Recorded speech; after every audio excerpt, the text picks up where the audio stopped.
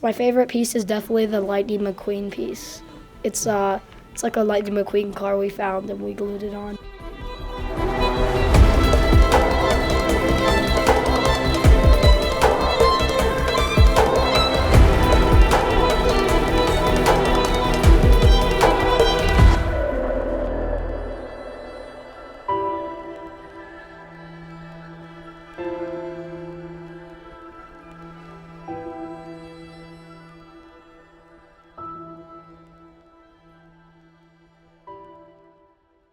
A good tip for keeping your toys and stuff from going into the lake is just bring them inside when you're done with them, or just not leave them at the beach. It's not that hard to grab something.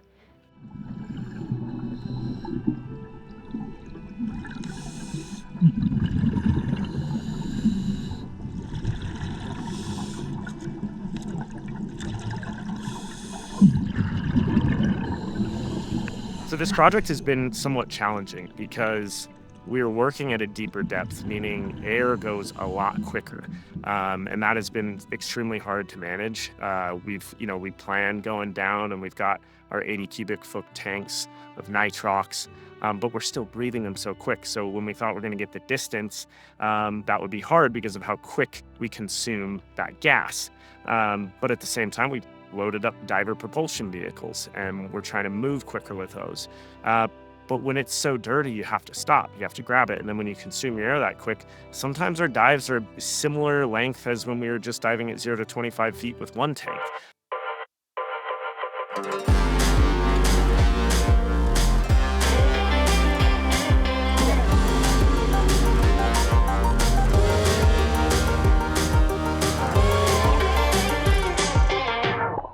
A lot of the litter that we found today was anchors. I mean, we found an anchor hotspot, literally had to mark it as that. And I mean, we went popping from one rock to the next, shooting up anchors on lift bags, find another one, doing the same thing there. And it's cool because a lot of these anchors and the chains and the things that we found with it are similar to the material that was used for the Ponderosa Pine over in South Lake Tahoe, right in front of the Tahoe Blue Event Center. So a lot of this litter that we're pulling up, we're definitely gonna be storing in the art storage that we have in Incline Village so that hopefully we can continue to build amazing sculptures like we've done so far to create awareness of the submerged litter issues that we see in our freshwater systems. I think it'll be fine. What is this? And then they really definitely bought into the whole project and believed in what they were doing. They had a lot of fun, which is always important. And I think when you're doing something hands-on like that, and they're focusing on getting this sculpture done, it also helps kind of cement the concept of making sure that we spread a message to the wider community about making sure that we take care of Tahoe and put our trash where it needs to go, which is in the trash can. One of the pieces that we got to work on this time is an art sculpture using litter that we pulled out of the lake. And the kids got to put this art piece together and they're gonna get to display it in their school with a message that says, "Don't litter."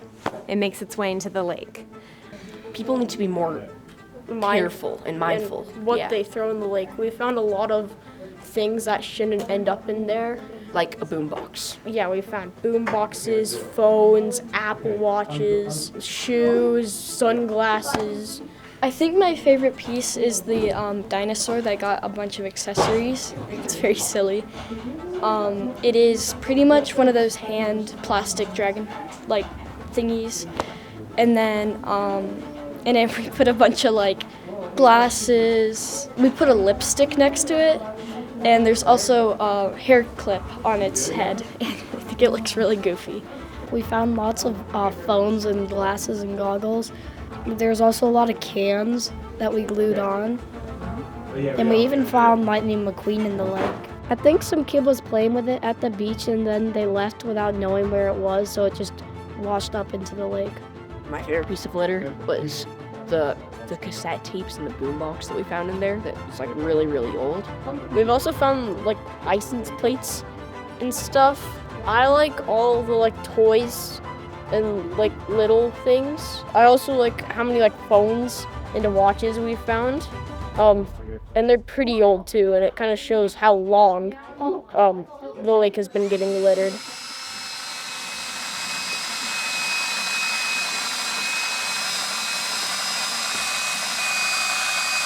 All right, so this is fun. This is the first little art piece that I got to make. Learned a lot doing this as well, because I've never really made art. Like hands-on crafts and things like that has never been my forte. Maybe it is, maybe it isn't, I don't know, but it was fun. I had the idea of starting to do a little bit more art of my own, because we've hired these art agencies and bigger artists to do massive litter art sculptures. And they come in and they take this submerged litter that we've found and they create these beautiful, cool features and things. And I found I had a little bit more time on my hands, sometimes when the wife was traveling or whatever, and I figured, you know, I've got a semi-truck of submerged litter art materials, as we call it, for artists that people could come in and use and choose from. So why not try a little bit myself? Like, we found this big side of a boat, so we saved that, put that in the litter art trailer, and I had to hack at that pretty hard. I used that little sander thing connection on the drill that helped, but ultimately I literally had just these at first, because I didn't know how to cut the boat. So I was sitting here just hacking away, and you can probably see the really terrible job that I did, but ultimately I got the shape of a fish. So this is actually a Manhattan cutthroat trout, you know, that is native in Lake Tahoe. This backing to these fins is in fact the remnants of a baseball cap.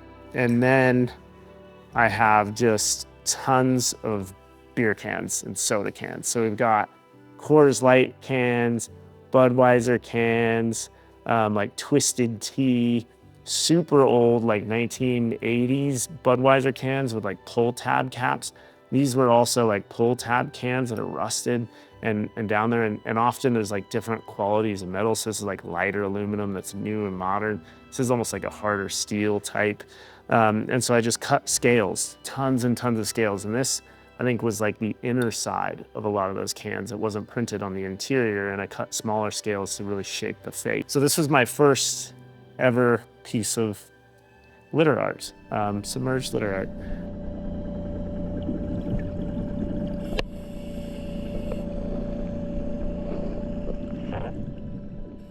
So we just finished our 11th day doing our deep clean pilot at Lake Tahoe. And ultimately, it was a smashing success. We actually came out with 2 solid divers, myself, the guy behind the camera right now, and we used DPVs. We each had dry suits, Nitrox certifications, and ultimately the experience and confidence that's needed to really task load like this on a project, where when you're going, you're holding your DPV here that's hooked into a harness underneath a pony tank, where you have rags going around clipped in here. You have your other rags coming over here. Your computer, you have to kind of wind through over your pony tank, and then where it's strapped in with a DPV, you're able to go. But in the last, we've had issues with free flows where the regulators just start dumping air, which of course you need your air underwater. So that's been complicated and dangerous at times. So the pony tank sitting in front of you actually has allowed us to keep it off while we're diving, so that once we're low on air on our main tank, we can easily just switch that, turn the air on, switch regs, and be good to go. I've actually been a little bit nervous because we've had a lot of newer divers trying out this method, and I think I've felt like this method doesn't work to use Nitrox and DPVs at deeper depths, and I was concerned that my vision was totally wrong. But I think getting 2 divers out there, just knocking it out like we did today, that idea to do the deep clean of Lake Tahoe in the way that I envisioned works. Clubs like the Eco Action Club are super important because the youths of today are the adults of tomorrow, and they're the ones that get to live in this environment that we're so actively destroying with all the litter that makes it into the lake. You know, I've lived here for 24 years, and this place is the most beautiful place I've ever been. And it's really important that we take care of Tahoe. You know, we just got to make sure that we reverse the impacts that we've had over the last century or so. be mindful about what you're doing with your stuff and how it can affect things If you have and wildlife. If you have trash, leave it in your pocket. All you need to really do is just hold it in your pocket for a couple more minutes and you'll find a trash can. Yeah. It kills the environment and it also kills the blueness of the lake.